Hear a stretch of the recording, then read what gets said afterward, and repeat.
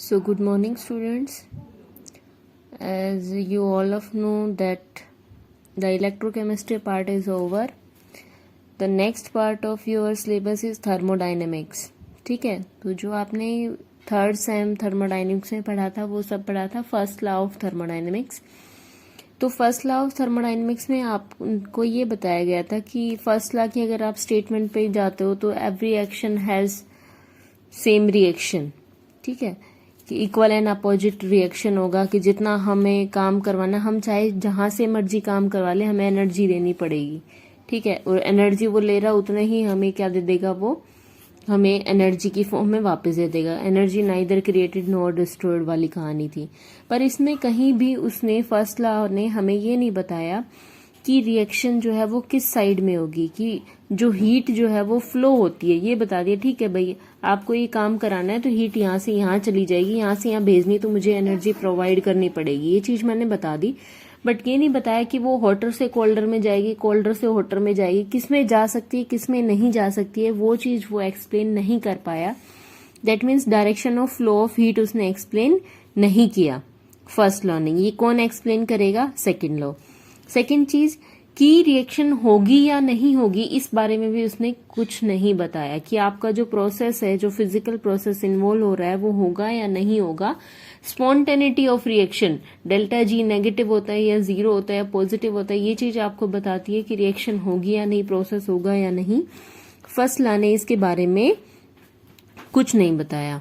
ठीक है, थर्ड इसने क्या नहीं बताया कि फर्स्ट लॉ ने ये तो कह दिया कि फर्स्ट लॉ ने ये कहा था कि जितना आपके पास हीट और वर्क इज नॉट पॉसिबल, कि हीट और वर्क जो है वो इक्वल अमाउंट में, कि the exact equivalence between heat and work is not possible. First law ने ये कहा था कि हीट और वर्क की दोनों को बराबर कंसीडर करके चला था, बट ऐसा नहीं होता है, ऐसा नहीं होता है। ठीक है, जब आप इसमें देखते हो तो मैक्सिमम एफिशिएंसी हम साइक्लिक प्रोसेस में निकालते हैं वो 1 आती है।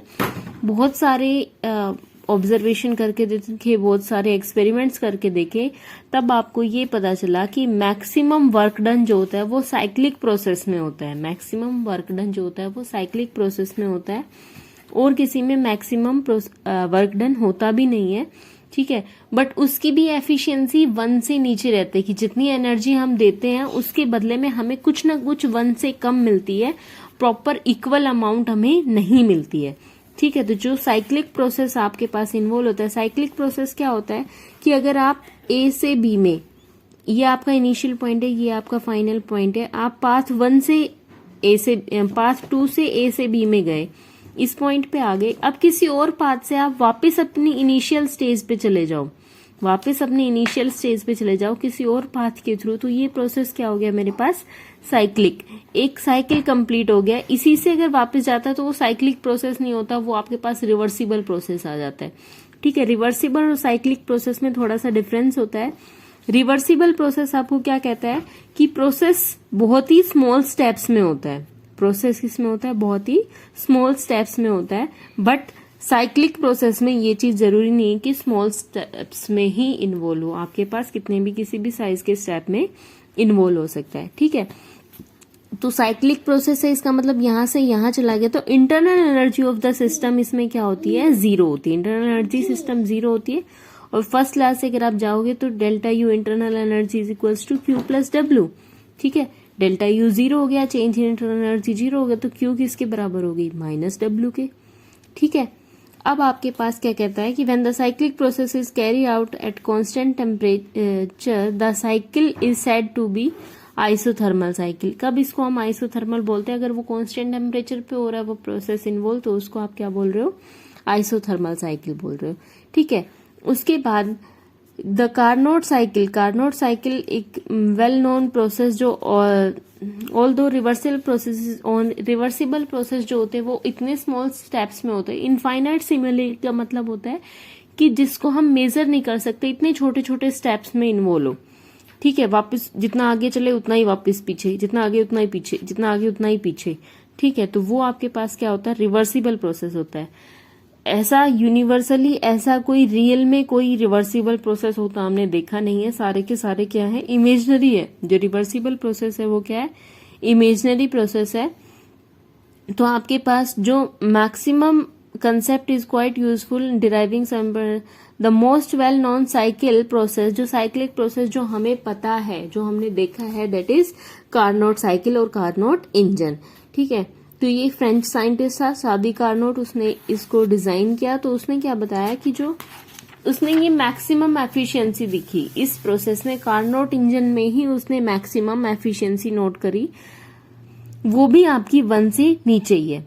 ठीक है, तो वो क्या करता है कि maximum conversion of heat into work is possible by a cyclic process in which all necessary step, कि या ये सारे स्टेप्स रिवर्सिबली करे जाए तो मैक्सिमम आप एफिशिएंसी मेजर कर सकते हो। ठीक है, तो उसने ये 4 प्रोसेस इन्वॉल्व करे, isothermal expansion, adiabatic expansion, isothermal compression, adiabatic compression. पहला प्रोसेस ये, दूसरा ये, तीसरा ये, चौथा ये, 4 प्रोसेस इन्वॉल्व करे।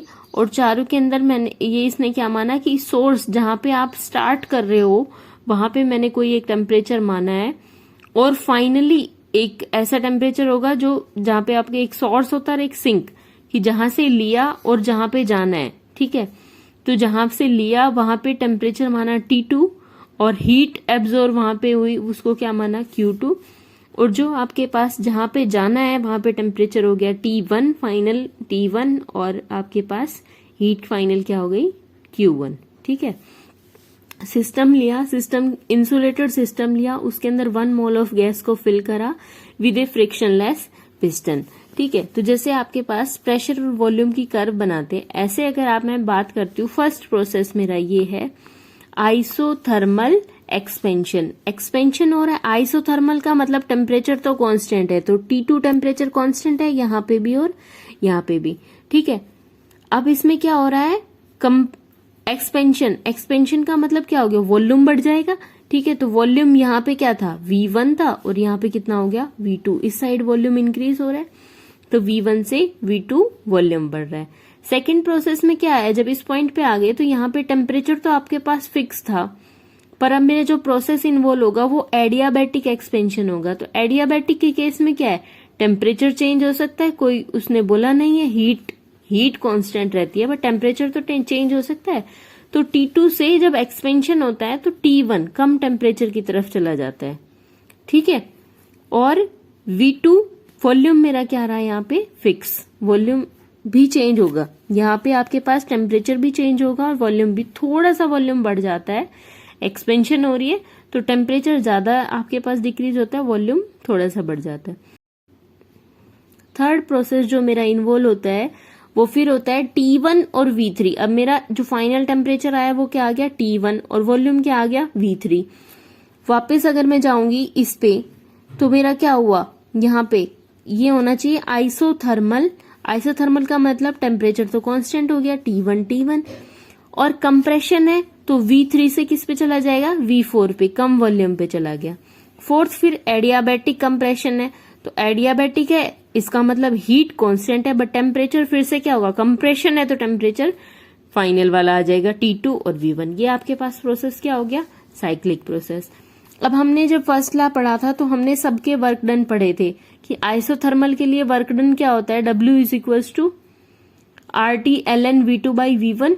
ठीक है, माइनस RT ln, तो माइनस W के बराबर भी लिख सकते हो इसको, या हीट जो है डेल्टा U इसमें प्रोसेस में इन्वॉल्व में 0 है, आइसोथर्मल में डेल्टा U 0, तो W is equals to Q, तो किसके बराबर आ गया RT ln V2 by V1। दूसरा आपके पास एडियाबैटिक एक्सपेंशन। जो एडियाबैटिक एक्सपेंशन होता है उसमें वर्क डन जब निकालते तो क्या आता है, minus NCV T1 minus T final, यही तो होता है कि final minus T initial. Final आपके पास क्या है T1 और इनिशियल क्या है T2, तो W अगर इधर लेके आओगे तो चेंज हो जाएगा।